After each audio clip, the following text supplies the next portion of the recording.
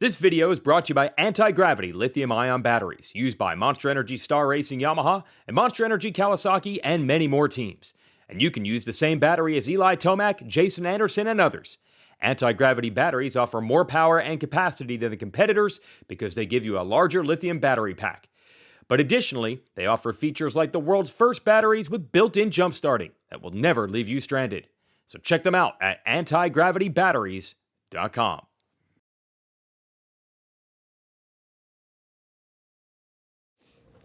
Happy holidays, everybody. I'm Kris Keefer. Welcome to RacerXOnline.com, and we are at Glen Helen Raceway, and you're staring at the 2023 RM-Z250 and 450. Yes, we know they haven't changed in a while. The RM-Z hasn't been changed since 2018.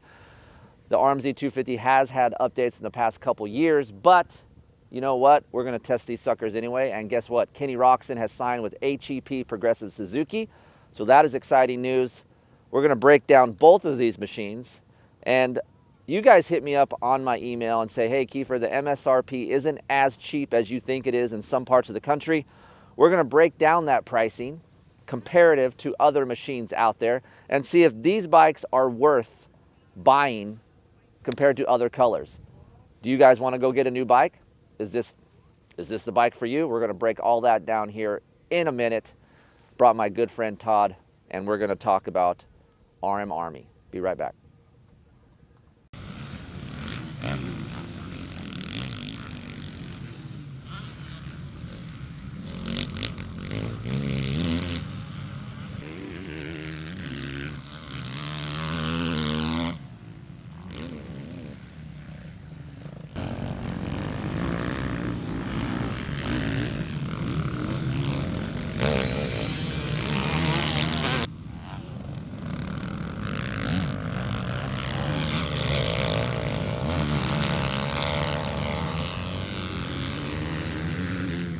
All right, we're wrapped up.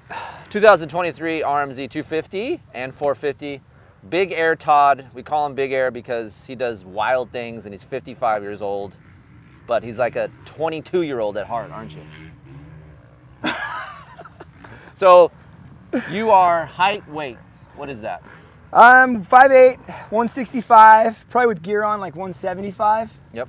And you're mostly a 250F kind of, you have a YZ 250F? Yeah, that's my bike at home. The bike I prefer these days are 250s. Yep. So let's just touch on a 250 here really quick. Again, different suspension companies. We have KYB on the 250. We have Showa on the 450. A BFRC shock. You might be familiar with that. Chase Sexton's kind of making that shock popular with what he's running on his Honda. But that similar type of shock, not the same one that Chase is having. Trust me, it's not the same one. That BFRC is on this 450, and we'll cover that a little bit. But for me on the 250, before I get with Todd, the KYB suspension should actually be sprung for a 450. It is stiff. I'm 175 pounds, and it is firm. I have a couple buddies that are 200 pounds, and they ride the RM-Z250, and they're like, yeah, the suspension's really good. So it's built a little bit hefty. I would say if we drop the spring rate on the fork and the shock, which I have done, so much more plusher, not as rigid, and it just doesn't ride as high with a softer spring. It kind of gets down in and bites into the ground more. So for me, if you guys are around my weight, Todd's weight, I would drop the spring rate and then just continue to live your life. I think you'll have a better time on this bike. Suspension on this, a little stiff for you, Todd. Oh, for sure. We tried everything. We backed out the compression on the forks, 4 clicks, backed out the shock, slowed down the rebound. I went back to the stock settings. I felt like I needed to change my style of riding and ride it more aggressively. Yep. And just plow into the braking bumps. And it really sucked it up. The harder you rode it, the better it felt. That's the benefit of suspension. We talk about performance and comfort, and you have to weave those two together with a set of suspension. Performance-based suspension, kind of like this setting, Japan, KYB, and Suzuki came up with this, and they thought that was going to be the better route. At some point they did, and that's why they stuck with it. But for the general consumer, I feel like this needs a little bit more comfort because the chassis, even on the 450, they're built more, they're a little stiffer feeling. If I can paint you guys a picture, a Honda and a Suzuki are pretty similar in a lot of ways, how they feel on the track. Like I ride a Honda, I have that stiff, rigid feeling. the 250 has that feeling and it just rides up higher. The Honda suspension is a little bit more plusher. So drop your spring rate. If you can trade them out, however you want to do it, but it'll help this bike a lot. Now, moving on to the engine. What'd you think? I felt like it pulled really hard. I had a lot of fun. It didn't lack in the motor department at all. I didn't feel like I needed to change anything in the motor. What do you like about this motor compared to your Yamaha? Or is the Yamaha just all around better? I feel like the Yamaha has more bottom end torque. I feel like you have to you shift for sure. I know you shift the Yamaha less. Okay. I felt myself grabbing gears more often on this bike a lot compared to the Yamaha. So in that regard, you have to adjust to it, the shifting. For me, like, it has really good snap. So RPM response, low end RPM response, and mid RPM response is really crisp. Stock coupler, I've tried different couplers, and for me, the stock one is the best on the 250. And it's almost deceiving. I talked to the Suzuki guys, I go, can you have too much low end RPM response and then have it be slow? And he's like, I never heard of that. But that's kind of the character of each bike. It has really good response, and then it's just kind of empty as you're coming out of a corner, a little bit lacks some torque.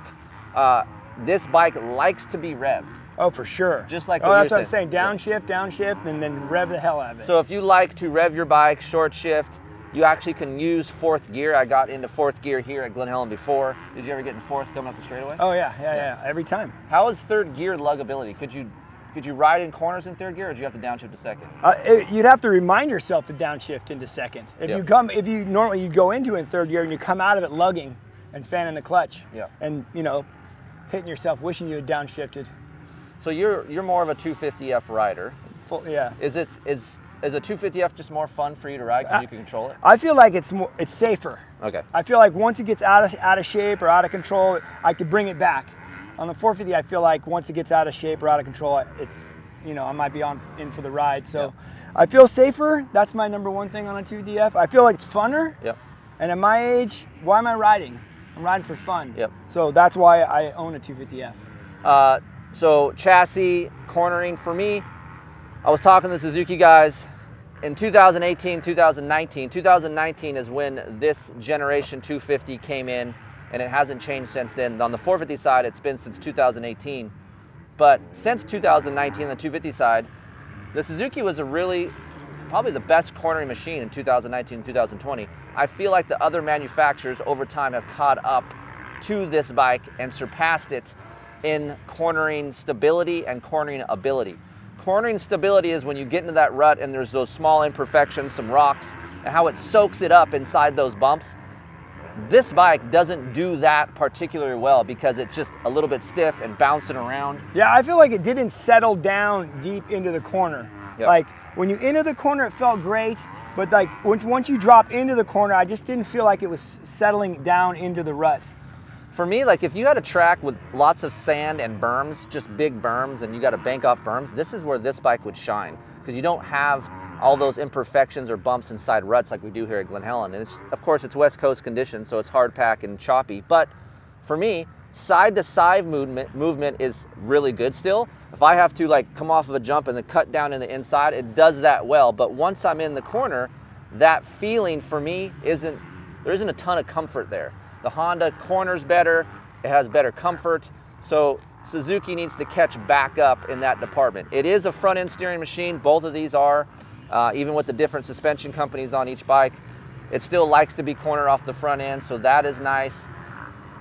I have ridden a built RM-Z250 and you can get torque out of it, and it is very fun, and it actually gets less rigid because I can run third gear sooner. So there is possibilities here. You just have to figure out what type of rider you are. If you're doing it for fun, and you're getting these bikes at $7,000, which I know not everybody in America is having sales on Suzukis at $7,000. I've talked to people and they say, hey, they're doing full MSRP for $9,000. I don't necessarily think it's worth it for a full MSRP, but if you can knock off $2,000, $2,500 off from a brand new other colored machine, to me, it's worth it. Oh, for sure. Yeah. Yeah, upgrades on swapping out the springs. What about ergonomics? Sitting on it felt great. I mean, right away. The triangle's incredible, right? I felt comfortable right away. There's maybe I adjusted the levers and that was it.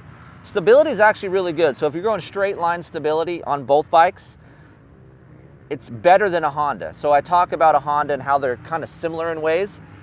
The rigidity and the chassis feeling is similar to a Honda, and both of these bikes I'm referring to that. And so straight line stability though, the Suzuki surpasses the Honda because I feel like I'm more planted than I am on a Honda. So I also feel it's lightweight and flickable, like the way you could throw it down on the backside of jumps. okay, yeah. Like when you're in the air, it feels really comfortable and easy to maneuver. Yeah, it's balanced in the air. Like you can, all around. until you put it on the stand, then you're like, holy crap, my back's. I don't know, it's a 250. Whew, come on, man. Not this bike. The 450's, she's a big girl. So moving on to this bike, look, again, low end RPM response, really responsive, just not a lot of torque coming out of the corner. Friendly to ride. If you guys don't have a lot of strength and you want a 450, this is easy to ride. It's easy to manage. I tried the white, the black, and the green coupler, which is the stock one. I went to the white because I told the Suzuki guys it has a lot of touch and jerky through the corners, and I wanted to fill that in and try to get some more torque, which it helped. And I just had a short shifted too much. Didn't pull very good on top.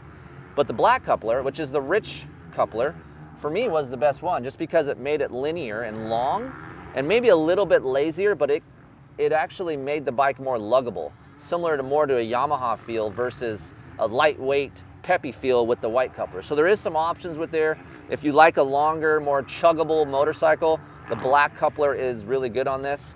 The downside of the 450, for me at least, is just the rear shock.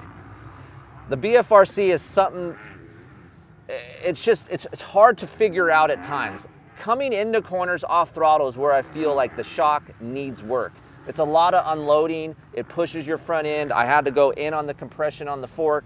But man, I'm telling you guys, acceleration traction is really good on this shock. It picks up the small stuff really good. So if I'm coming out of a corner with those chugs and those ruts, it soaks up that stuff really nice. I like that feeling.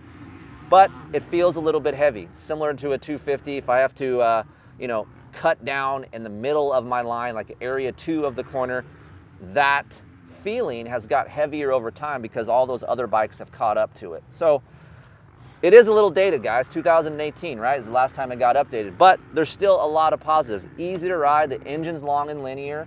Ergonomically, it's really nice. I'm 6 foot. You're 5'8". Yeah. And even though he doesn't like to ride 450s, I feel like you would like this power just because it's long and linear. Well, my question is, what's Kenny think? Well, we picked a great time to do this video because, granted, obviously there's some money behind that, right? So Progressive Insurance, HEP, Suzuki, which Kenny took that deal. He rode all different kinds of bikes. We saw that over the couple months on social media. He was having fun with us. But you have to have a good motorcycle. It's just not about money. So I've ridden the Twisted T HEP Suzuki. You can check that out here on Racer X. Very capable engine, very fast. The chassis, again, with that engine change, made the frame feel less rigid, and the cornering improved. So that is what he's going to really want in Supercross, to be able to cut down on those berms when it's all blown out and ruddy in the main event. So the Suzuki still has all that, and especially when you do motor, some suspension changes. I've heard that he's going to a KYB suspension setup on his bike versus Showa. We'll soon find out, but maybe that's just hearsay, but this is what I hear. But for me, with a little bit of development, look, it's been 6 years, guys. In 6 years, I'm part of R&D process, and within the span of 6 years, there's a lot of things that change. So with some R&D, we're coming back in 2024. You never know. This could be the best bike ever. We have no idea. Electric start, lose a little bit of weight, change some suspension around, and we could have a very capable machine to go to these shootouts. So the thing about this video that I wanted to make different is, where would I want to spend my money? Do I want to spend my money on a brand new Suzuki versus another machine? I think that $2,000 to $3,000 mark is the sweet spot. Yeah, it's a lot you could do to your bike for that money. You can buy a brand new bike, at least here, some spots in Southern California, for $7,500 for a brand new 450. That's incredible. That's unheard of. Unreal. So other parts of the country I know could be different, but if you can find a bike like this, or even a 22, it's the same bike. Yeah. And get that price down, you could do other things to the Suzuki. Suzuki's offering a Yoshimura muffler, some graphics to kind of spruce up the whole deal, and it's still a very fun bike to ride. I'm out there riding, and I'm thinking to myself, Would I take this bike if I had a choice of 3 bikes? Would I choose the Suzuki? Yeah, because I love to ride. It still does the things I want to do, and I still get all those same feelings as I leave the track, right? Yeah. So Suzuki could use a little bit of help in the R&D department, but I think they're doing that. We're going to see Kenny race in 2023, which is going to be fun. Yep. And we're going to put more time on this. We've done a lot to the 450 in the past on KeeferIncTesting.com. I'm going to try to do more durability stuff with this because I know there's some misconception out there about Suzuki and reliability. I've had good luck with these bikes, so we'll put these to the test and continue to do some more stuff on my site over on KeeferIncTesting.com. You can check that out. If you have any questions, Kris at KeeferIncTesting.com. Happy to help you. And Todd, do we have an email they can get a hold of you? Thanks for having me out here. Anybody can get a hold of you, Todd? No. Do you subscribe to Racer X? No. This has been RacerXOnline.com. Kris Keefer. We'll see you on the next go around.